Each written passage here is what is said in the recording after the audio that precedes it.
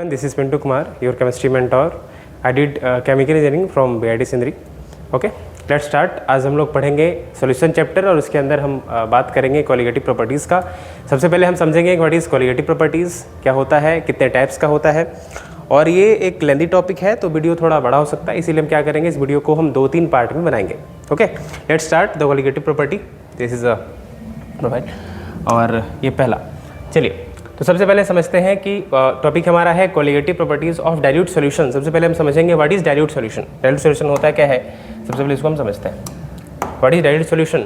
Dilute solution means the solution, जैसे आपको पता है सॉल्यूशन दो चीज़ मिलकर बनती है, सॉल्यूट प्लस सॉल्वेंट। तो वैसे solution the solution in which the solute particles, the amount of solute particle is very less as compare to solvent. तो उसको हम लोग क्या बोलेंगे, उसको बोलेंगे डाइल्यूट सॉल्यूशन। ओके, तो उसको डाइल्यूट सॉल्यूशन हम लोग बोलेंगे। अब हम बात करते हैं what is colligative properties. Colligative properties का मतलब क्या होता है? Colligative properties is that special properties of A dilute solution which is only depend upon the amount of solute particles irrespective of their nature। मतलब ये है कि हमारे पास कोई सॉल्यूशन है, डाइल्यूट सॉल्यूशन है, उसमें कोई नॉन वोलेटाइल सोल्यूट पार्टिकल को ऐड किया गया है, तो उसमें स्पेशल बिहेवियर में कुछ चेंजेस देखने को मिलेंगे। व्हाट इज स्पेशल बिहेवियर और क्या चेंजेस देखने को मिलेंगे? मतलब ये कि जब हम क्या करेंगे, जब हम उसके अंदर नॉन वोलेटाइल सोल्यूट पार्टिकल्स को ऐड करेंगे, जैसे अगर ये हमारे पास में पानी है, ओके, तो हम पानी हमारे पास हमें है और ये क्या है, सॉल्वेंट है।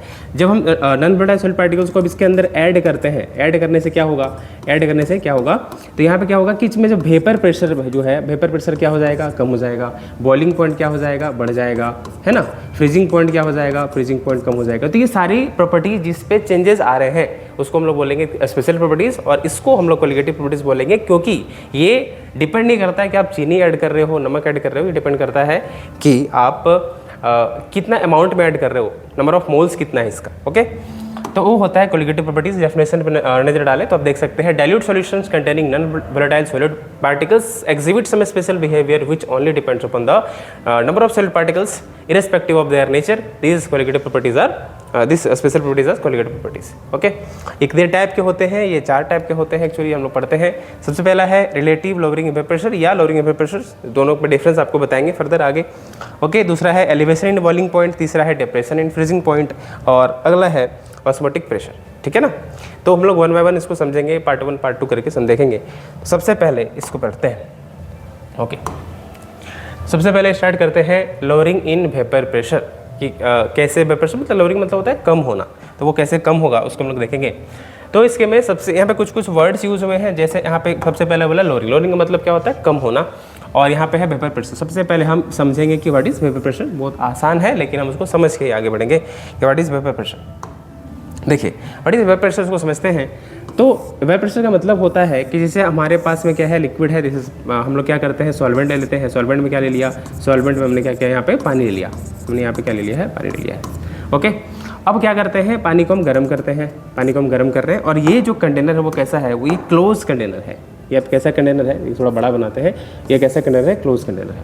हम इसको गर्म करना शुरू किए, यहाँ से भाप निकलना जो है स्टार्ट होता है, और भाप निकलते निकलते क्या होता है कि एक टाइम पे ऐसा आता है जब वो बॉइलिंग पॉइंट पे रीच कर जाता है, उस टाइम पे क्या होता है कि इसका जो वेपर है, इसका जो रेट ऑफ वेपोराइजेशन है, क्या बोल सकते हैं इसको, इसका जो रेट ऑफ वेपोराइजेशन है वो बराबर हो जाएगा, इक्विलिब्रियम में जाएगा, किसके, रेट ऑफ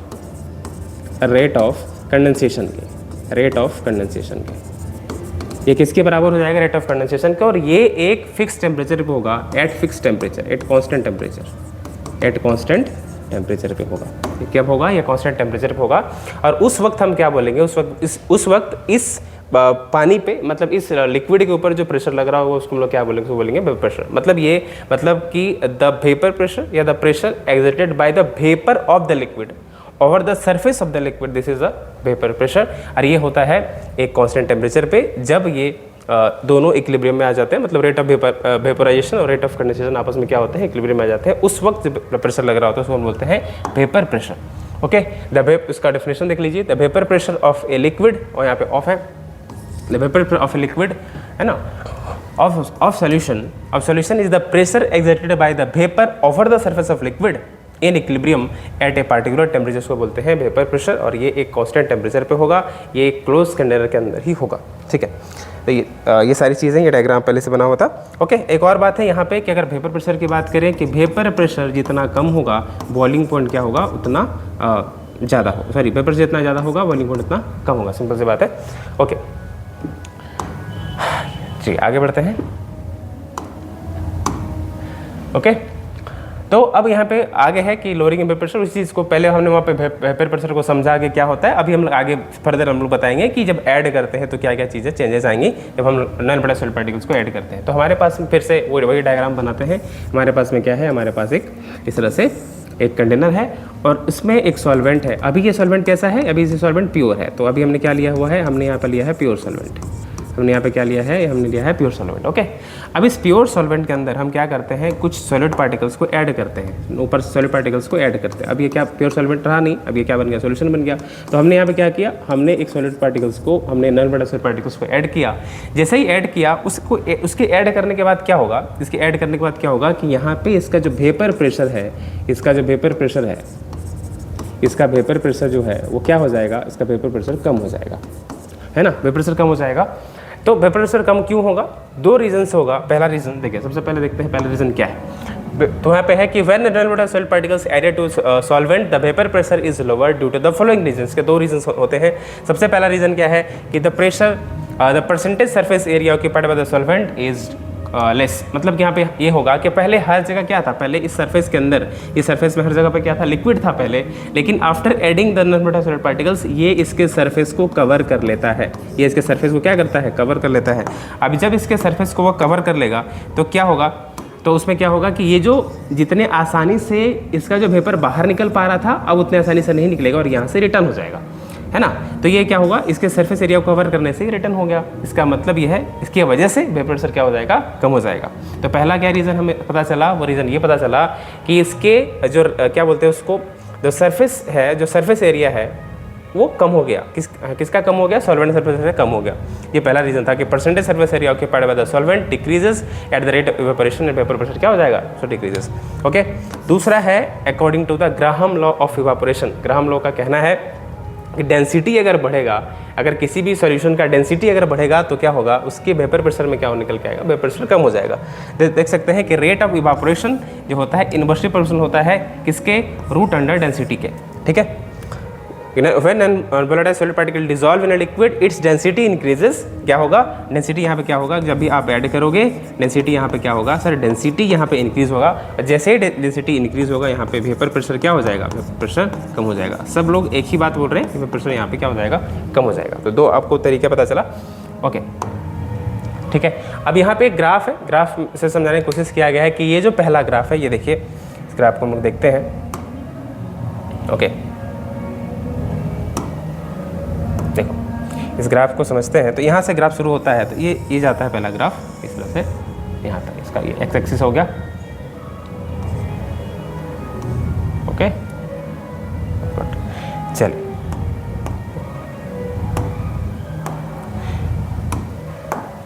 दूसरा, इसको यहाँ से देख सकते हैं, इस वाई एक्सिस। ठीक है, अब यहाँ पे अगर हम देखें तो यहाँ पे क्या हो रहा है कि रेट ऑफ इवापोरेशन, देखो रेट ऑफ इवापोरेशन जो है यहाँ पहले अगर हम बात कर रहे हैं, यहाँ पे सबसे पहले प्योर सॉल्वेंट की बात कर रहे हैं। जैसे प्योर सॉल्वेंट की बात कर रहा है, प्योर सॉल्वेंट में क्या था कि रेट ऑफ इवापोरेशन ज़्यादा था, रेट ऑफ कंडेंसेशन ज़्यादा था, तो ये जा करके ऊपर मीट कर रहा है, यहाँ पे जाकर मीट कर रहा है। देखो यहाँ पे जाकर के, यहाँ पे आने के बाद क्या हो रहा है, इक्विलिब्रियम एस्टेब्लिश हो रहा है। मतलब यहाँ पर रेट ऑफ इवापोरेशन और रेट ऑफ कंडेंसेशन यहाँ पे क्या हो रहा है, रेट ऑफ कंडेंसेशन क्या हो रहा है, बराबर हो रहा है। रेट ऑफ कंडेंसेशन यहाँ पे बराबर हो रहा है। ठीक है, after adding in non polar solid particles क्या होता है, ये थोड़ा सा इसमें चेंजेस आता है, कमी आती है, और यह यहाँ पे अब उसके बाद क्या हुआ, यहाँ पे ये थोड़ा सा कम हो जाएगा और इस पॉइंट पे आकर के क्या कर रहा है, ये इक्विलिब्रियम एस्टेब्लिश हो रहा है। इक्विलिब्रियम मतलब क्या हुआ, इक्विलिब्रियम मतलब ये हो कि ये जा करके सीधा हो जाता है यहाँ पे, है ना। अब यहाँ पे कोई चेंजेस नहीं आता, तो यहाँ पे जो इसका रेट है ये इस तरह चलते रहता है, दिस इज इक्विलिब्रियम। तो इक्विलिब्रियम यहाँ से एस्टेब्लिश होता है, यहाँ पे क्या है, ये दिस इज सॉल्यूशन। मतलब after adding in non polar solid particles, वही चीज़ है कि आप ऐड कर रहे हो तो चीज़ें क्या हो रही है, कम हो रही है, वेपर प्रेशर कम हो रहा है। ठीक है, अब आगे बढ़ते हैं। अब हम बढ़ते हैं डेरिवेशन की तरफ कि कैसे हम उसको डिराइव करते हैं, कैसे उसका कौन कौन फार्मूला आता है, उसको हम लोग देखते हैं। तो इसको बहुत ध्यान समझिएगा, बहुत इंपॉर्टेंट है, हम लोग क्वेश्चंस भी करेंगे एट लास्ट। ठीक है, चलिए तो हम क्या करते हैं, हम यहाँ पे ले लेते हैं, सो कलर चेंज कर लेते हैं, हम यहाँ पे लेते हैं ओके, हम यहाँ पे क्या करते हैं, एक पहले से कंटेनर लिया, दिस इज कंटेनर। अब उसके अंदर हम प्योर सॉल्वेंट लेंगे। एक बार हम लोग प्योर सॉल्वेंट लेंगे, फिर हम लोग सोल्यूशन लेंगे। Pure, this is a pure solvent, this is pure solvent, this is pure solvent, sorry, this is pure solvent. ठीक है, ये प्योर सॉल्वेंट हो गया। और यहाँ पे हम क्या करते हैं, यहाँ पे हम ले लेते हैं सॉल्यूशन, एक नॉर्मल सॉल्यूशन ले लेते हैं, दिस इज सॉल्यूशन। ओके,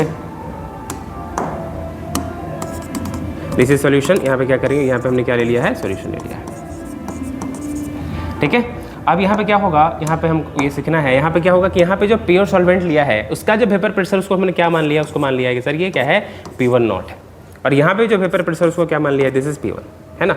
यहाँ पे P1 नॉट क्या है, this is a vapour pressure of, यहाँ पे P1 नॉट क्या है, what is P1 naught, what is P1 naught, this is a vapour pressure, this is a vapour pressure of solvent या pure solvent, of pure solvent. ठीक है, ये क्या है, व्हाट इज P1 नॉट। अच्छा देखो, एक और चीज़ है कि 1 और 2 कब यूज़ होता है और A और B कब यूज़ होता है, जब हम सॉल्यूट की बात करते हैं। इसको ऐसे समझ सकते हैं कि जब हम सॉल्यूट की बात करते हैं, इसको बॉक्स में बंद कर देते हैं, जब हम सॉल्यूट की बात करते हैं, जैसे 1 और A ये किसके लिए होता है, ये हमेशा यूज़ होता है आपको सॉल्वेंट के लिए। ठीक है, और 2 और B ये किसके लिए यूज़ होता है, हमेशा यूज़ होता है सॉल्यूट के लिए। तो जब भी 1 आपको मिलता है, आप समझ जाना कि सॉल्वेंट की बात कर रहा है, या A मिलता है तो सॉल्वेंट की बात कर रहा है, B मिलता है तो सॉल्यूट की बात कर रहा है। ठीक है ना, अभी हो गया।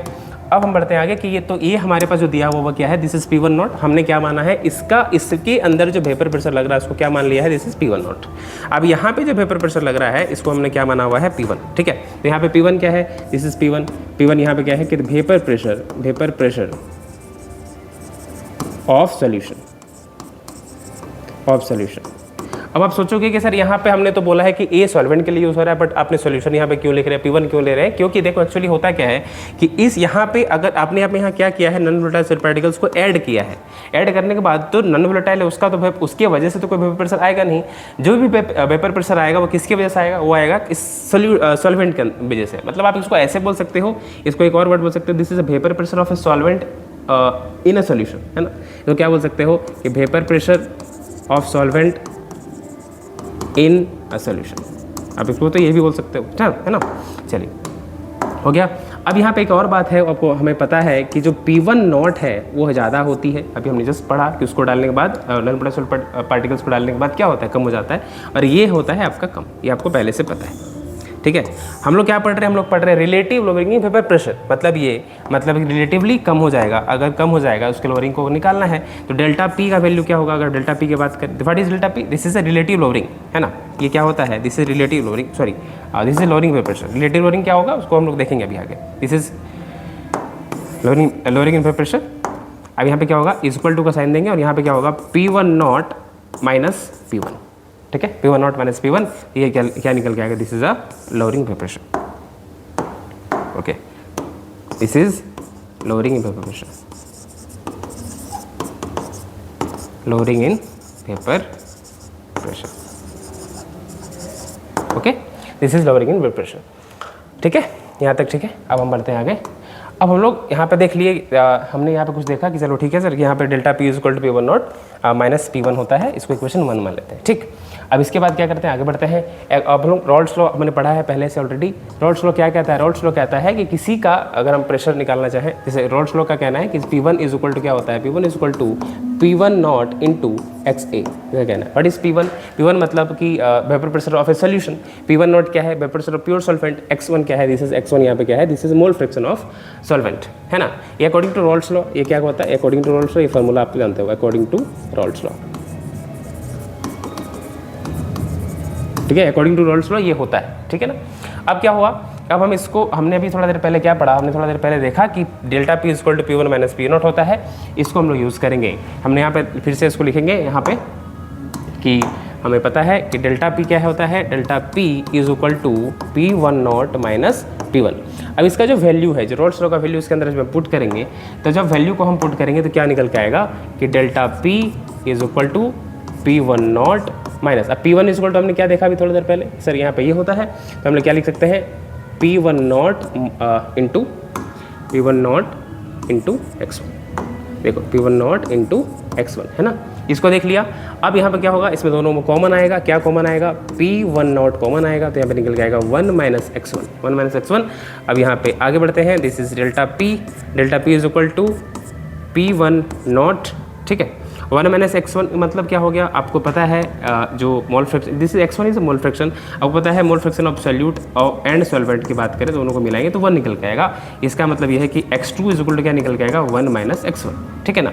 ये होगा, ये क्या निकल के आएगा, x2 is equal to 1 minus x1, ठीक है, ये होता है। तो इसको हम लोग देखेंगे आगे, ठीक। अब यहाँ पे क्या निकल के आएगा, P1 नॉट इंटू x2, ठीक है। x2 हो गया, एक तो फॉर्मूला आपका यहीं से बन गया, एक फॉर्मूला यहाँ से आ गया, ठीक है, ये फॉर्मूला आ गया। यहाँ पे जो डेल्टा P है, डेल्टा P क्या है, ये जो फार्मूला किसके लिए है, ये फार्मूला है लोअरिंग इन वेपर प्रेशर। मतलब अगर क्वेश्चन में सिर्फ पूछा है कि वेपर प्रेशर लोअरिंग निकालो, तो आपको ये फार्मूला लगाना है, lowering in vapour pressure, lowering vapour pressure. और अगर हम आगे बात करें, अगर हम यहाँ पे क्या करते हैं, अगर हम इसको थोड़ा सा चेंजेस लाते हैं कि अगर हम क्या करते हैं, डेल्टा P बाई इसको नीचे लेके आते हैं, P1 naught is equal to x2, ठीक है ना। तो ये जो पूरा डेटा है, ये जो पूरा डेटा जो लिख रहे हैं, दिस इज, है ना।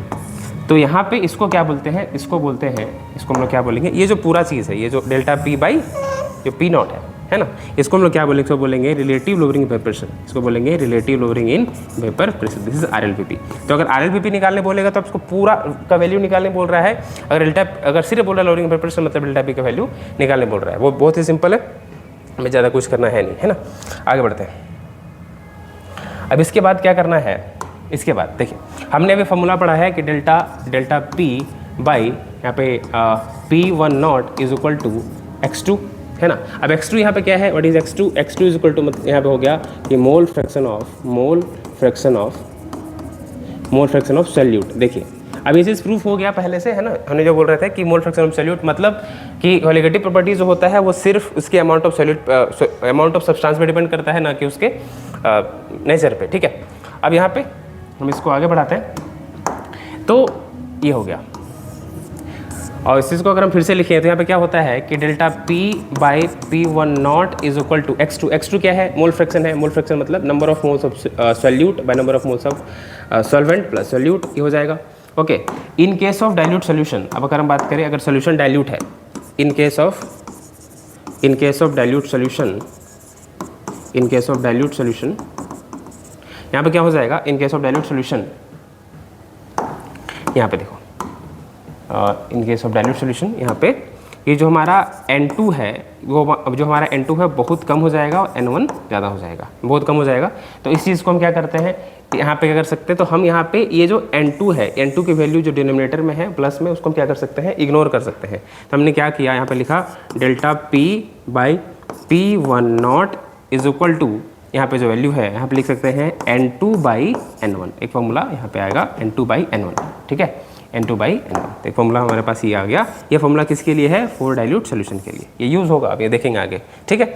अब इसको जब हम आगे बढ़ाएंगे, तो यहाँ पे इसको जब हम आगे बढ़ाएंगे, चलिए इसको हम क्या करते हैं, आगे बढ़ाते हैं, देखिए, ठीक है।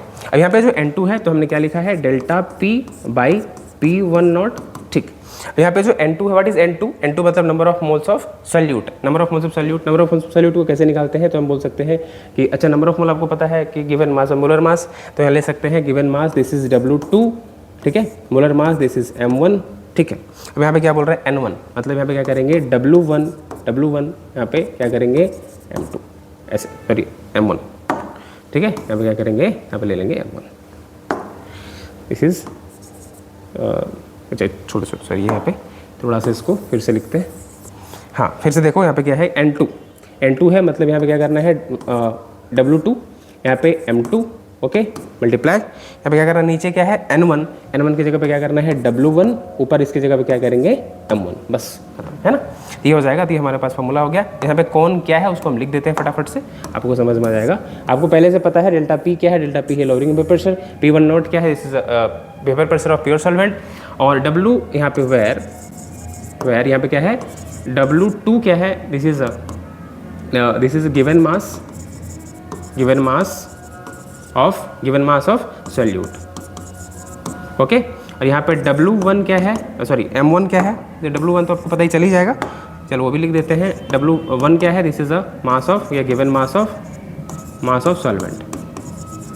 ठीक, इसी तरह से हमारे पास में M1 क्या है, M1 है हमारा मोलर मास ऑफ M1 क्या है, मोलर मास ऑफ सॉल्वेंट। ठीक है, M2 क्या है, M2 है यहाँ पे मोलर मास ऑफ सॉल्यूट। ठीक है ना, this is molar mass of solute. तो ये हो गया। तो हमारे पास में कौन कौन फॉर्मूला है, एक तो फॉर्मूला ये आया, ठीक है, एक तो फॉर्मूला हमारे पास ये आ गया। सर इससे न्यूमेरिकल्स बनेंगे। न्यूमेरिकल्स कैसे आएंगे, न्यूमेरिकल्स ये आएगा कि आपको ये रिलेटिव RLBP दिया रहेगा, आपको इसमें से किसी एक को निकालने बोलेगा, इस है ना, यहाँ से क्वेश्चन आते हैं। एक क्वेश्चन यहाँ से भी आता है, हम लोग इस पे डेल्टा P अगर लोअरिंग पेपर से निकालने बोले तो इसमें हम लोग निकाल सकते हैं। ठीक है, और इससे तो कर ही सकते हैं। तो हम बढ़ते हैं आगे, हम क्वेश्चन की तरफ आगे बढ़ते हैं। अब हम देखते हैं इसके क्वेश्चंस को। क्वेश्चन है calculate the vapour pressure lowering by addition of 50 gram of sucrose. 50 gram sucrose add करने पे वेपर प्रेशर पे कितनी कमी आएगी, मतलब हम लोग को वेपर प्रेशर लोअरिंग निकालना है, ना कि RLBP नहीं निकालना है। तो फॉर्मूला क्या यूज़ करेंगे, फॉर्मूला यूज़ करेंगे, देखो हमें पता है delta P by P10 is equal to x2 है ना। तो x2 को क्या लिख सकते हैं, x2 को पहले लिख ही लेते हैं। चलो x2 होता है, तो हमें इसको आगे बढ़ाते हैं। आप लिख सकते हैं delta P by P10 is equal to x2 का मतलब हो गया N2 by N1 plus N2। इस फॉर्मूला को यूज़ करेंगे। और क्योंकि इसमें सिर्फ ये निकालने बोला है, डेल्टा P कैलकुलेट करने बोला है, तो हम क्या कर सकते हैं, ये वाला पार्ट इधर जाके मल्टीप्लाई कर सकते हैं। तो एक्चुअल जो फॉर्मूला यूज़ करेंगे, क्या यूज़ करेंगे, delta P is equal to यहाँ पे N2 by N1 plus N2, और यहाँ पे मल्टीप्लाई कर देंगे यहाँ से P10 को। ठीक है, सारे वैल्यूज़ को यहाँ पे उठा के डालना है जो क्वेश्चंस में दिए हुए हैं। ठीक है, चलिए तो सबसे पहले यहाँ पे क्या गिवन है, 50 gram of sucrose. 50 gram sucrose, N2 का वैल्यू हमें समझ में आ रहा है कि N2 का वैल्यू क्या निकल के आएगा, N2 वैल्यू हो जाएगा 50 ग्राम है ना, 50 बाई है ना, सुक्रोज है, सुक्रोज मतलब 342 दिया हुआ है, दिस इज 342। N2 यहाँ से निकल के आएगा। N2 का वैल्यू देखो क्या आ जाएगा, 0.146, यहाँ पे N2 का वैल्यू निकल के आएगा।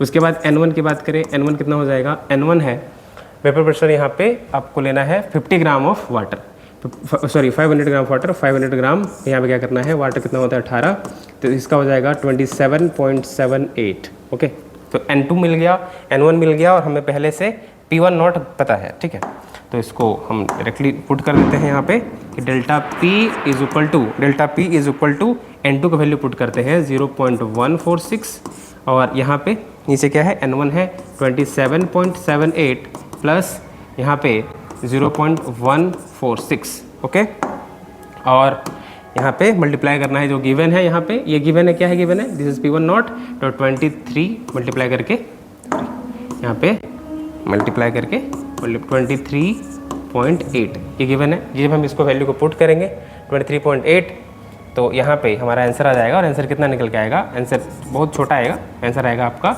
0.124 mmHg, ये हमारा आंसर हो जाएगा। ठीक है, ये है पहला क्वेश्चन। ठीक है, ये हो जाएगा आंसर। ओके, दूसरा क्वेश्चन की तरफ आगे बढ़ते हैं। दूसरा क्वेश्चन है कि what mass of non volatile solid particles is dissolve in 100 gram of water. मतलब हम कितना अमाउंट यूरिया का डिसॉल्व करेंगे किसी सॉल्वेंट के अंदर, जिसमें क्या होगा, जिसमें जो वेपर प्रेशर है वो 25% कम हो जाएगा। ठीक है, 25% कम होने का मतलब ये है कि अगर इसका P10 देखो, अगर उसका P10 क्या है, प्योर जो मतलब क्या बोलते हैं, vapour pressure of a pure solvent, P10 अगर इसका 100 होगा, अगर इसका 100 mmHg होगा, तो कितना लेना है आगे, तो हमें 25% कम करने का मतलब ये है कि P1 कितना निकल जाएगा, P1 निकल जाएगा 75 mmHg है ना। इसको हम लोग इस डेटा का यूज़ भी कर सकते हैं। What mass of non volatile solid particle dissolve in 100 gram of water in order to decrease by 50%, और यहाँ पे ये दिया हुआ है। यहाँ पे हम लोग को दो चीज़ें निकालना है, एक तो निकालना है कि वो मास क्या है पहला, दूसरा निकालना है मोलालिटी। देखो दो चीज़ निकालना है, तो हम लोग देखते हैं 1 बाय 1 कैसे इसको सॉल्व करना है। चलिए सबसे पहले फॉर्मूला लिखते हैं, क्या होता है, delta P is equal to P10 is equal to यहाँ पे, उसके बाद यहाँ पे हम पढ़ते हैं N2, उसके बाद डाइल्यूट सोल्यूशन के लिए हम बात कर रहे हैं, तो यहाँ पे क्या करेंगे N1। ठीक है, ठीक है, थोड़ा और इसको आगे बढ़ाते हैं। फिर इसको delta P by P10 is equal to, यहाँ पे N2 की जगह पे क्या लिख सकते हैं, N2 को लिख सकते हैं हम लोग कि W2 बाई M2। ओके, नीचे N2 है, N1 है तो इसको क्या लिखेंगे W1 और यहाँ पे क्या ऊपर में क्या करना है, ऊपर में करेंगे M1, ठीक है। और जो भी वैल्यूज़ ऊपर में दिया हुआ उसको ला करके हमको यहाँ पे रखना है, ठीक है। तो यहाँ पे क्या दिया हुआ है डेल्टा पी, देखो डेल्टा पी क्या निकल गया, डेल्टा पी क्या होता है, डेल्टा पी क्या होता है आपको पता है, डेल्टा पी का मतलब है यहाँ पे P10 माइनस P1, ठीक है। और यहाँ पे नीचे क्या है, दिस इज P1। तो लिख लेते हैं यहाँ पे कि 100 माइनस 75 बाई 100 ये हो जाएगा, P1 गिवन है यहाँ पे P10 ये आ जाएगा, इज इक्वल टू, अब ये W2 ही तो निकालना है आपको, W2 पता नहीं है क्या होगा। उसके बाद M2 क्या है, व्हाट इज़ M2 यहाँ पे लेना है आपको 60, यूरिया का मोलर मास कितना होता है 60 इंटू यहाँ पे गिवन है 100 ग्राम ऑफ वाटर। तो यहाँ पे क्या करना है, देखो W1 क्या लेंगे, W1 यहाँ पे ले लेंगे 100, वाटर का मोलिकुलर मास क्या होता है 18, ठीक है ना। इसको जब आप सॉल्व करेंगे, इस पूरे को सॉल्व करेंगे तो आपको क्या निकल के आएगा, आप सॉल्व करने के बाद आपको यहाँ पे जो W2 है, what is W2, this is a given mass of solute, वो निकल के आएगा 111.1, ठीक है। ये इतना ग्राम निकल के आएगा, ठीक है ना, इतना ग्राम आ गया। तो एक तो इस क्वेश्चन का 2 पार्ट था, इसमें से एक तो सॉल्व हो गया, ठीक है। अब हम बढ़ते हैं आगे, अब हम पढ़ते हैं कि मोलालिटी को कैसे सॉल्व करेंगे, व्हाट इज़ मोलालिटी। तो इसको नेक्स्ट पेज में देखते हैं। आपको निकालने बोला है मोलालिटी क्या होता है, मोलालिटी आपको पता है कि नंबर ऑफ, हाँ मोलालिटी का मतलब होता है number of moles of solute, ठीक है, divided by mass of solvent in KG, है ना। केजी पे होता है, केजी में अगर गिवन नहीं है तो आप उसको क्या कर सकते हैं, अगर ग्राम में लिया चलो, क्योंकि हम यहाँ पे ग्राम में गिवन है, तो सॉल्वेंट इन ग्राम में लिया तो यहाँ पे क्या करेंगे 1000 से मल्टीप्लाई कर देंगे, ठीक है। और नंबर ऑफ मोल्स कैसे निकालेंगे, नंबर ऑफ मोल्स का निकालने का क्या तरीका है, सॉल्यूट का निकालने बोला है ना, तो क्या करेंगे हम यहाँ पे वापस से अब लिखेंगे W1 बाई M1, ठीक है। और यहाँ पे मास ऑफ सॉल्वेंट है, मतलब क्या है यहाँ पे यहाँ पे सॉल्यूट के लिए इसको ऐसे होता है, देखो क्या है सॉल्यूट है तो यहाँ पे क्या लिखेंगे number of moles of solute मतलब N2, मास ऑफ सॉल्वेंट मतलब यहाँ पे W1 इंटू 1000, ठीक है। यहाँ पे क्या करना है, N2 क्या है, N2 का मतलब हो जाएगा, देखिए N2 में क्या करेंगे W2 बाई M2, यहाँ पे क्या है दिस इज़ W1, ठीक है। और यहाँ पे ऊपर में है 1000, ठीक है। This is molality.